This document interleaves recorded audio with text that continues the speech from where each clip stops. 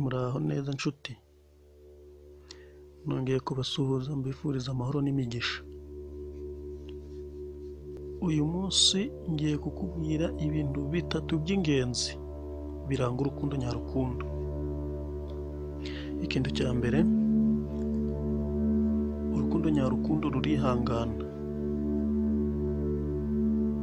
Ni ukuvuga ko umuntu muzaba mukundana ibizakubaho byose azabasha kubyihanganira.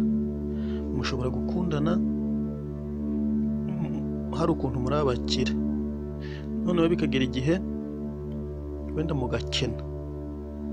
Umuntu ugukunda bya nyabyo, ubwo bukene ntabwo azabuha agaciro, urukundo ruzakomeza rugira imbaraga.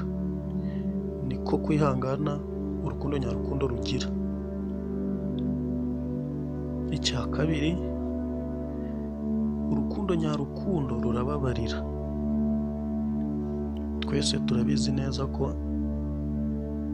mu bantu gukosa bibaho. Umuntu ugukunda bya nyabyo, iyo umukoshereje arakubabarira nk'uko nawe ashobora kugukosereza, nawe ukamubabarira. Mu rukundo nyarukundo habamo kubabarirana bihagije. Ikintu cya gatatu, urukundo nyarukundo ntirugira inzika. Nk'uko twe tumaze kubibona haruguru ko urukundo nyarukundo rubabarira, kutagira inzika ni uko